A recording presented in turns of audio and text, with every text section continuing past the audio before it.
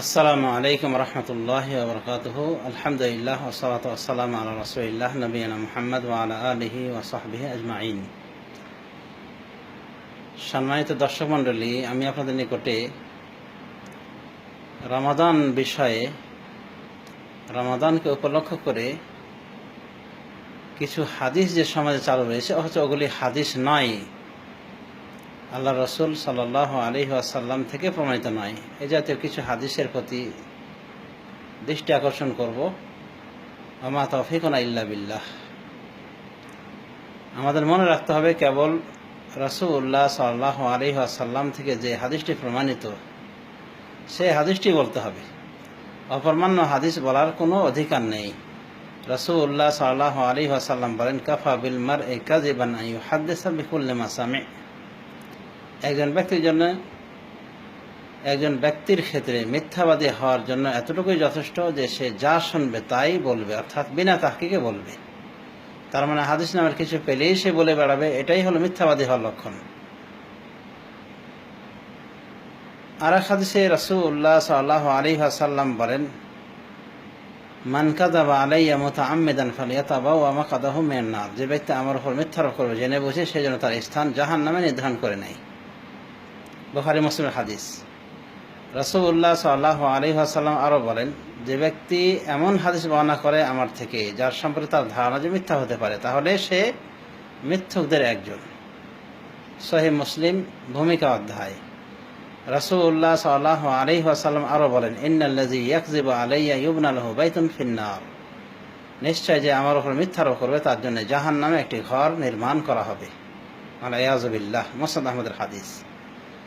এই হাদিসগুলি থেকে আমরা জানতে পারলাম যে রাসূলুল্লাহ সাল্লাল্লাহু আলাইহি ওয়াসাল্লাম থেকে কোনো হাদিস বর্ণনার ক্ষেত্রে, যে কোনো হাদিস বর্ণনা করার ক্ষেত্রে চরম সতর্ক থাকতে হবে।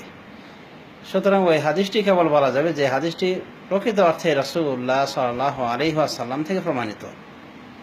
কিন্তু মুশকিল হলো এই যে আমরা জাল টাকা চিনি, কিন্তু জাল হাদিস চিনি না। হাদিস নামে কিছু পেলেই আমরা অজ্ঞ মূর্খের মতো ওই হাদিসের উপর আমল করা শুরু করে দিই, অথচ দেখা যায় যে ওই হাদিসের কোনো হদিসই নাই। যেমন সমাজে চালু রয়েছে, সারা বাংলাদেশে চালু রয়েছে যে খাওয়ার সময় সালাম দেওয়া যাবে না। এটা কোথায় পাওয়া যাবে? এটা একটা বাতিল কথা, ফালতু কথা। রাসূলুল্লাহ সাল্লাল্লাহু আলাইহি ওয়াসাল্লামের নামে মিথ্যাবাদীরা জুড়ে দিয়েছে। এটা কোনো হাদিসই না, এরপরও আমল চলছে। তো রমজান উপলক্ষে আমি কিছু এরকম হাদিস বলতে চাই যে হাদিসগুলি সমাজে চালু রয়েছে, আমাদের দেশের বক্তারা এমনকি অপরিপক্ক আলেমরা বলে বেড়ান। যেমন একখানা হাদিস যা সালমান ফারসি থেকে বর্ণিত, যে হাদিসের অংশ বিশেষ হলো এই যে রমাদানের প্রথম দশক রহমত, দ্বিতীয় দশকে মাগফিরাত, তৃতীয় দশকে নাজাত। এই হাদিসটি রাসূলুল্লাহ সাল্লাল্লাহু আলাইহি ওয়াসাল্লাম থেকে মোটেও প্রমাণিত নয়, বরং এই হাদিসটি অত্যন্ত জয়ীফ। এই হাদিসটি সম্পর্কে আবু হাতেমকে জিজ্ঞাসা করা হয়েছিল। আবু হাতেম একজন উঁচু মাপের মুহাদ্দিস, যারা আলেম, এলমে হাদিসের সাথে যাদের সম্পর্ক তারা ভালো করে চিনেন তাকে জিজ্ঞাসা করা হলে তিনি বলেছেন মুনকার, এই হাদিসটি মুনকার, অর্থাৎ জয়ীফ হওয়ার সাথে সাথে সহিহ হাদিসের বিরোধী। আসলে এই হাদিসটি জয়ীফ, অত্যন্ত জয়ীফ এবং সহিহ হাদিস বিরোধী। কারণ হাদিসে বলা হয়েছে যে প্রথম দশকের রহমত, মানে রমাদানের প্রথম দশক রহমত, মানে শুধুমাত্র রহমত 10 তারিখ পর্যন্ত থাকবে। নাউযুবিল্লাহি মিন যালিক। অনেক মূর্খ মানুষকে শোনা যায় যখন রমজান মাসের 10 তারিখ চলে যায় তখন বলে, আহা রহমত চলে গেল। নাউযুবিল্লাহি মিন যালিক। রহমত চলে গেল, কোথায় চলে গেল? ওয়াসিআত রাহমাতি কুল্লা শাইইন। আল্লাহ বলছেন আমার রহমত সব কিছুকে পরিব্যাপ্ত করেছে। আর এই জয়ীফ হাদিস, মানে জাল হাদিসের পর্যায়ভুক্ত এই হাদিসের ভাষা যে প্রথম দশকের রহমত, মানে আর রহমত নাই, শেষ, খালাস। তারপরে বলা হয়েছে কি দ্বিতীয় দশকে মাগফিরাত। কেন মাগফিরাত প্রথম দশকে হতে পারে না? অথচ সহিহ হাদিসে রয়েছে রাসূলুল্লাহ সাল্লাল্লাহু আলাইহি ওয়াসাল্লাম বলেন যে আমাদের রব মহান আল্লাহ, তিনি প্রত্যেকটি রাতের শেষ তৃতীয়াংশে নাজিল হন, জমিনের আসমানে নাজিল হয়ে বলেন, মাইয়াদউনি ফাস্তাজিব লাহ। কে আছো আমার নিকটে দোয়াকারী, আমি তার দোয়া কবুল করব। মাইয়াস্তাগফিরুনি ফাগফির লাহ। কে আছো আমার নিকটে দোয়াকারী, ইস্তেগফারকারী, আমার নিকট কে ইস্তেগফার করবে আমি তাকে ক্ষমা করে দেব। কে ক্ষমা প্রার্থনা করবে আমি তাকে ক্ষমা করে দেব। তাহলে ক্ষমার দরজা খোলা। সমস্ত মাসে এভাবে আল্লাহ রাব্বুল আমিন শেষ রাতে আহ্বান করে থাকেন তার বান্দাদেরকে। তো রমাজানের কি এমন হলো যে দ্বিতীয় দশকে মাগফিরাত, প্রথম দশকে নাই, আবার দ্বিতীয় দশক পর্যন্ত মাগফিরাত থাকলো, তৃতীয় দশকে আর খোঁজ নাই।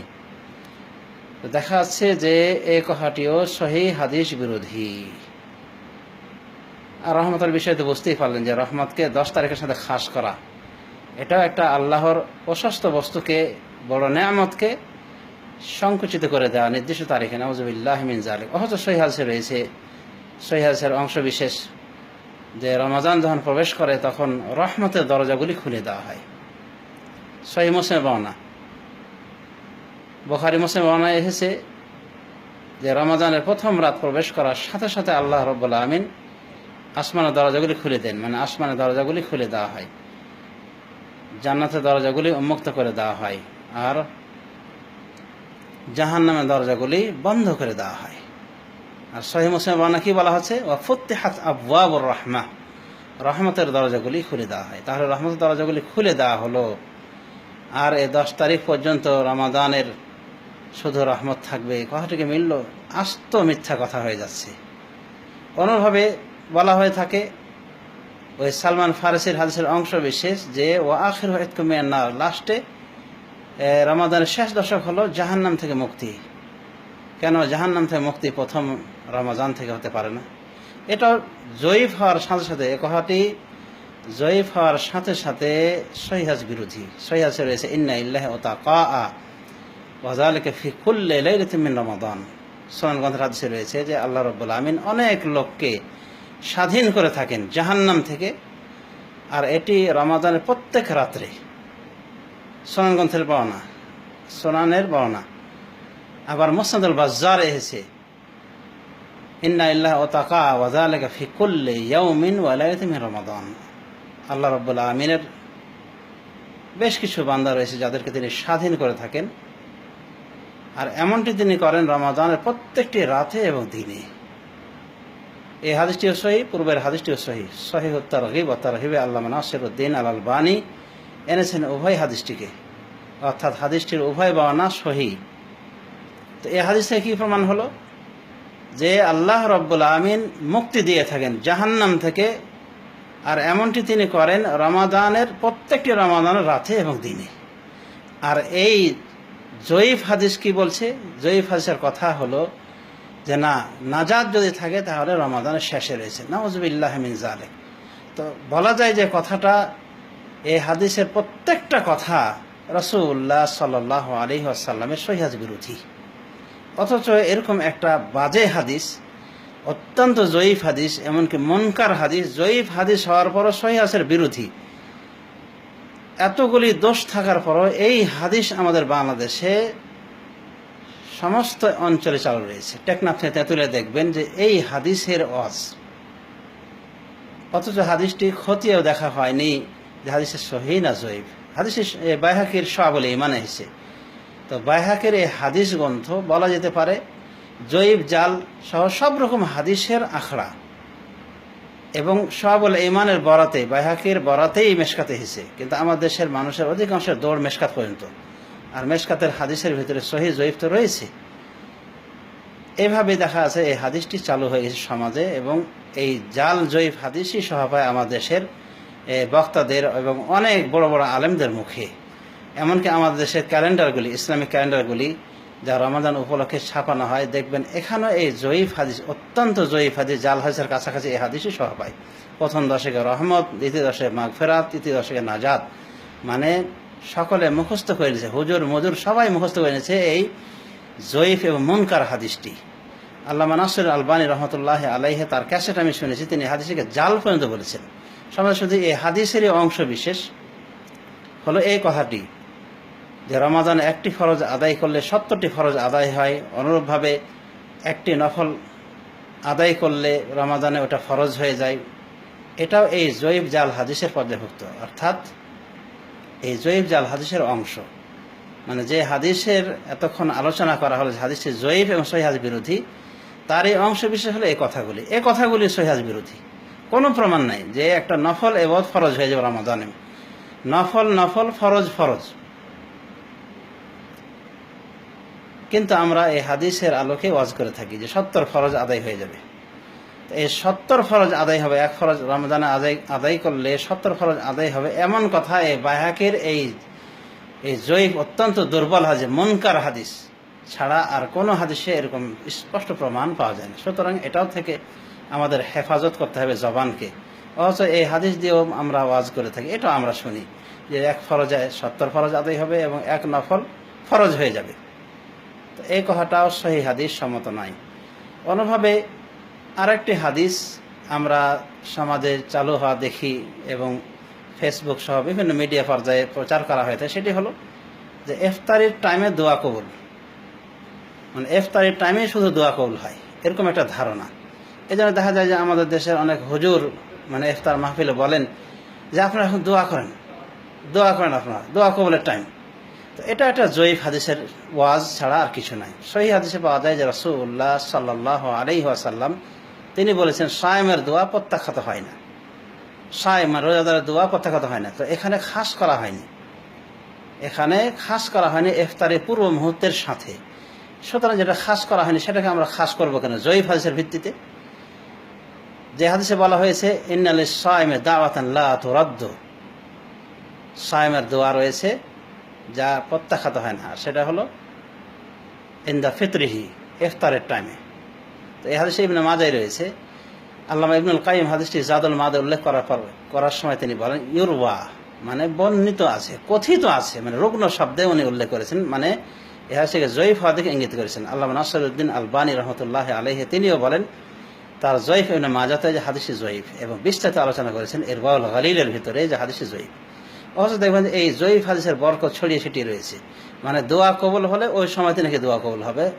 অথচ সহিহ হাদিসে পাওয়া যায়, শেখ আলবানীও এই হাদিসটি সহিহ বলেছেন যে সায়েমের দোয়া প্রত্যাখ্যাত হয় না। তো এটা কি ইফতারের সাথে খাস? সায়েম মানে সারাটা দিন সে রোজা অবস্থায় আছে, সারাটা দিনে তার যে কোনো মুহূর্তে দোয়া কবুল হবে। সুতরাং খাস করা তার দোয়াকে ইফতারের পুরো মুহূর্তে, আর এই সময় একটি নবদ্ভাবিত পদ্ধতিতে দোয়া করা, যেমন একসাথে দোয়ার পরিচালনা করা, অর্থাৎ একজন দোয়ার পরিচালক হবে, বাকিরা আমিন আমিন বলবে, এই নবদ্ভাবিত পদ্ধতিতে দোয়া করা, এই জয়ীফ হাদিসের উপর আমল করতে গিয়ে বলা যায় যে জয়ীফ হাদিসের আমল এবং বিদাতের তরিকায় দোয়া, তো এগুলি জয়ীফ হাদিসের বরকত। আসল কথা যে সায়েমের দোয়া প্রত্যাখ্যাত হয় না। সুতরাং সায়েম রোজাদার, প্রত্যেক রোজাদার যার যার দোয়া সে নিজে করবে। এভাবে দল বেঁধে জামাতবদ্ধভাবে দোয়া করার কোনো প্রমাণ নেই। অতএব এরকম সিস্টেমে দোয়া করাটা আমরা মনে করি একটি বিদাতের পর্যায়ভূত, যদি এটাকে অবধারিত করে না হয় সব সময়ের জন্যে। এবং এমনটি করা হয়ে থাকে আমাদের বিভিন্ন ইসলামী দলের পক্ষ থেকে, দেখা যায় যে দোয়ার মাহফিল হয়েছে, মানে লাস্টে দোয়া করতেই হবে, মানে আখিরি দোয়া, যেমন মাহফিল শেষে করা হয়ে থাকে, ঠিক ইফতারের পূর্ব মুহূর্তে এই দোয়া করতেই হবে সকলে মিলে। আশা করি আমরা বুঝতে পেরেছি যে এভাবে জামাতবদ্ধ হয়ে দোয়া করার তো প্রমাণ নাই, আর যার উপর ভিত্তি করা হয়েছে এই সময় দোয়া করা, সে হাদিসটি জয়ীফ। তো এভাবে বেশ কিছু আমল রয়েছে আমাদের দেশে ছড়িয়ে ছিটিয়ে, জয়ীফ হাদিসের আমল। রমাদান উপলক্ষে অর্ধসা ফেতরা দেওয়া, এটাও একটা জয়ীফ হাদিসের উপর আমল। অর্ধসার কথা রাসূলুল্লাহ সাল্লাল্লাহু আলাইহি ওয়াসাল্লামের সহিহ হাদিস দ্বারা প্রমাণিত নয়, বরং রাসূলুল্লাহ সাল্লাল্লাহু আলাইহি ওয়াসাল্লাম 100 খাদ্য দিতে বলেছেন। ফরজ রাসূলুল্লাহ সাল্লাল্লাহু আলাইহি ওয়াসাল্লাম যাকাতুল ফিতরি সাআন মিন তামরিন আও সাআন মিন শাইর আলাল আবদি ওয়াল হুররি ওয়াল যাকারি ওয়াল উনসা ওয়াস সাগীরি ওয়াল কাবীরি মিনাল মুসলিমিন। এভাবে সহিহ হাদিসে এসেছে। ইবনে ওমর বলছেন যে রাসূলুল্লাহ সাল্লাল্লাহু আলাইহি ওয়াসাল্লাম ফরজ করেছেন যাকাতুল ফিতর 100 খেজুর থেকে বা জব থেকে, কৃতদাসের ওপরে, স্বাধীনের ওপরে, নরের উপরে, নারীর উপরে, ছোট বড় মুসলিমদের উপরে। বুখারী শরীফ হাদিস। অন্যভাবে আবু সাঈদ খুদরি থেকে বর্ণিত, তিনি বলছেন যে কুন্না নুখরিজু যাকাতুল ফিতরি ফি আহদি রাসূলিল্লাহ সাল্লাল্লাহু আলাইহি ওয়াসাল্লাম সাআন মিন তাআম। আমরা রাসূলুল্লাহ সাল্লাল্লাহু আলাইহি ওয়াসাল্লামের জামানাতে যাকাতুল ফিতর আদায় করতাম 100 খাদ্য থেকে। এরপরে উনি তাদের খাদ্য, প্রচলিত খাদ্য বলতে গিয়ে খেজুরের কথা, জবের কথা ইত্যাদি কথা বলেছেন। সুতরাং প্রচলিত খাদ্য থেকেই এই ফেতরা আদায় করা উচিত, এবং 100 পরিমাণ। হাফসার হাদিসটি সহিহ নয়। গম থেকে হাফসার বিষয়ে কিছু হাদিস রয়েছে সহিহ, বিভিন্ন হাদিস রয়েছে। তো কেউ কেউ বলেছে এটা বিশুদ্ধ, তবে গমের ক্ষেত্রে এসেছে, কিন্তু অন্যান্য খাদ্যের ক্ষেত্রে এক সারই কথা বলা হয়েছে এবং এক সার হাদিসই বিশুদ্ধ বলা যায়, সেই হিসেবে এক সা অনুযায়ী খাদ্য দেওয়া উচিত। কিন্তু আমাদের দেশে প্রচলিত রয়েছে হাফ সা, এটি একটি বলা যেতে পারে জয়ীফ হাদিসের আমল, জয়ীফ হাদিসের উপর আমল। আর আরেকটি আমল হলো যা বলা যেতে পারে অনেকের নিকটে বিদাতের পর্যায়ভুক্ত, সেটি হলো মূল্য দিয়ে খাদ্য আদায় করা। মূল্য দিয়ে খাদ্য আদায় রাসূলুল্লাহ সাল্লাল্লাহু আলাইহি ওয়াসাল্লাম করেননি, সাহাবায়ে কেরাম করেননি, অথচ তাদের নিকটে সে সময় মূল্য ছিল টাকা পয়সা, দিরহাম দিনার ছিল, এটা অত্যন্ত পরিচিত মুদ্রা। তো টাকা পয়সা থাকতেও তারা খাদ্য দিয়ে ফিতরা আদায় করেছেন, সুতরাং খাদ্য দিয়ে ফিতরা আদায় করা উচিত। এই জন্যই পরবর্তীতে উলামায়ে দ্বীনের ভিতরে ইমামদের ভিতরে ইখতিলাফ দেখা যায়। মুহাম্মদের তিন ইমাম, ইমাম মালিক, ইমাম শাফি, ইমাম আহমদ বিন হাম্বল রহমতুল্লাহ আলাইহিম, তারা বলেন যে খাদ্য দিয়েই ফিতরা দিতে হবে, খাদ্য ছাড়া ফিতরা দিলে ফিতরা আদায় হবে না। পক্ষান্তরে ইমাম আবু হানিফা বলছেন যে খাদ্য দিয়ে ফিতরা আদায় করা জায়েজ। বাস উনি জায়েজ বলেছেন, এটাই সুন্নাত হয়ে গেছে বাংলাদেশি মুসলিমদের জন্য, ভারতীয় মুসলিমদের জন্য, পাকিস্তানি মুসলিমদের জন্য। অথচ রাসূলুল্লাহ সাল্লাল্লাহু আলাইহি ওয়াসাল্লাম তিনি খাদ্য দিয়ে ফিতরা আদায় করতে বলেছেন। তো যা হোক, সেদিকে যাচ্ছি না। তো হাফসা দিয়ে ফিতরা আদায় করা এটা একটা জয়ীফ হাদিসের উপর আমল। অন্যভাবে জয়ীফ হাদিসের উপরে আমলের অন্তর্ভুক্ত হলো কিছু কিছু কথা মানুষের মুখে চালু থাকা, যে মেসা করতে গেলে সকালে করা যাবে, দুপুরে করা যাবে না, বা বিকালে করা যাবে না, এমন কথা সহিহ হাদিসের বক্তব্য নাই। অন্যভাবে আরেকটি কথা, তোমার রোজা রাখো তাহলে সুস্থ থাকবে, এটাও একটা জয়ীফ হাদিসের অংশ। অন্যভাবে আল্লাহ লাকা সুমতু আলা রিজকিকা আফতারতু, এটাও একটা জয়ীফ হাদিসের অংশ, এটা সহিহ হাদিসে নাই। অন্যভাবে আমরা দেশে দেখেছি যে প্রত্যেক 4 রাকাত অন্তে একটি দোয়া পড়া হয়, সুবহানাদিল মুলকি ওয়াল মালাকুতি, লাস্টে বলা হয় ইয়া মুজির ও ইয়া মুজির ও ইয়া মুজির। এই দোয়াটি জাল হাদিসও পাওয়া যায় না। ডক্টর আব্দুল্লাহ জাহাঙ্গীর তার জাল হাদিস কিতাবে লিখেছেন যে এই দোয়াটি জাল হাদিসও পাওয়া যায় না, প্রাচীনতম জাল হাদিসের কিতাবে পাওয়া যায় না। তারপরে উনি সম্ভাবনা ব্যক্ত করেছেন যে ভারত উপমহাদেশ কেউ হয়তো পরবর্তী এটা বানিয়েছে। আমারও বিশ্বাস এটি আমাদের দেশের অনেক সুফি মতবাদের লোক রয়েছে এবং বানাওয়ার তরিকায় ইবাদত বন্দেগী করেন এবং করতেও পারেন, তাদেরই বানানো এই জিকির। অর্থাৎ প্রত্যেক 4 রাকাত অন্তে এই দোয়াটি পড়তেই হবে, না পড়লে নয়, বা পড়াটা অনেক ভালো কাজ মনে করা হয়ে থাকে এবং পড়া হয়ে থাকে। কি দোয়া? সুবহানাদিল মুলকি ওয়াল মালাকুতি, লাস্টে গিয়ে ইয়া মুজির ও ইয়া মুজির ও ইয়া মুজির। মানে আজব তরিকা, যার প্রমাণ না আছে কোরআনে, না আছে হাদিসে, না সাহাবীর কোনো কথাই, না তাদের আমলে, ওটাকে একটা অবধারিত করে নিয়ে ওটা পড়া কত বড় অন্যায়, কত বড় গুমরাহি আমরা এখান থেকে বুঝতে পারছি। তো আল্লাহ রাব্বুল আলামিন আমাদেরকে হেদায়েত দান করুন, সর্ব বিষয়ে যেন আমরা কোরআন সুন্নাহকে ফলো করি। আল্লাহ রাব্বুল আলামিন এই তৌফিক আমাদেরকে দান করুন। পরিশেষে আমরা বলবো যে আমরা যে নিয়াতের গদটা বাঁধি, নাওয়াইতান আসুমা গদান লিল্লাহে, এই গদটি আমি মনে করি কোনো শিক্ষিত মানুষের বানানো গদ নাই। নিয়াতের আসলে এভাবে উচ্চারণ চলেই না। আর এই নিয়াতের গদটি একটি ভুল গদ, ভ্রান্ত গদ। এখানে বলা হচ্ছে যে নাওয়াইতান আসুমা গদান ইল্লাহ, আমি আগামীকাল রোজা রাখার নিয়াত করেছি, অথচ সে ফজরে আধা ঘন্টা আগে খাওয়া দাওয়া করছে। তো এটা কি আগামীকাল না আজকের কাল, আজকের দিন? তো খাচ্ছে আজকের দিনের রোজা হিসাবে, ইফতারি সাহারি খাচ্ছে, আর রোজা রাখছে, নিয়াত করছে আগামীকালের। তো এমন যদি হয় যে 30 তারিখের 30তম রোজা রাখলো বাঙালি, আর বলছে যে আগামীকাল রোজা রাখলাম, তাহলে তো এই দিন রোজা সে রাখেনি, 30 তারিখের রোজা রাখেনি, তাহলে রোজাটা কোন তারিখের হলো? তারপরের দিন তো ঈদের দিন, মানে ঈদের দিন রোজা রাখছে, খাচ্ছে বাঙালি 30শে রমজান, আর ঈদের দিনে রোজার নিয়াত করছে, যেটা আস্ত হারাম। তো এই জাতীয় নিয়াতের গদ, অনুভয় নাওয়াতান উসাল্লি আলিল্লাহি তাআলা ইত্যাদি যত প্রকার গদের গোষ্ঠী রয়েছে, নিয়াতের গদ, এগুলি সবই বিদআত, জঘন্য বিদআত। এলা উসমান নামক হানাফি মাযহাবের একটি কিতাবে রয়েছে, সেখানে বলা হয়েছে আত-তালাফফুজ বিন-নিয়্যা লাইসা বিসুন্নাতিন নবী সাল্লাল্লাহু আলাইহি ওয়াসাল্লাম, নিয়াতের উচ্চারণ করা নবী সাল্লাল্লাহু আলাইহি ওয়াসাল্লামের সুন্নাহ নয়, ওয়ালাকিন্নাহু সুন্নাতু মাশায়েখিনা, তবে এটা আমাদের মাশায়েখদের সুন্নাহ, অর্থাৎ হানাফি উলামায়ে দ্বীনের সুন্নত। তো আমাদের মনে রাখতে হবে যে আল্লাহ রসুলের সুন্নতটাই আমাদের জন্য যথেষ্ট, কোনো আলেমের সুন্নাতের আমাদের প্রয়োজন নাই, কোনো প্রয়োজন নাই। অথচ আলেমদের এই সুন্নতের পিছিয়ে মানুষের ছুটাছুটি, যে আজ তারা নামাজও পড়তে বসে না, অনেকে নামাজও পড়েন ঠিক মতো। যদি বলা হয় নামাজ কেন পড়েন না, তাহলে তার পিছনে তারা কারণ দর্শে বলে যে নামাজ কেমনে পড়বো, নিয়াতটা তো মুখস্থ হয়নি। তাহলে আলেমদের সুন্নাত পালন করতে গিয়ে এই অবস্থা। আল্লাহ রাব্বুল আলামিন আমাদেরকে হেদায়েত দান করুন, সর্বপ্রকার গোমরাহি থেকে নাজাত দিন এবং কোরআন ও সহিহ সুন্নাহর পথে সকলকে পরিচিত করুন। আমিন। ওয়া সাল্লাল্লাহু আলা নবিয়িনা মুহাম্মদ ওয়া আলা আলিহি ওয়া সাহবিহি আজমাইন। আসসালামু আলাইকুম ওয়া রাহমাতুল্লাহি ওয়া বারাকাতুহু।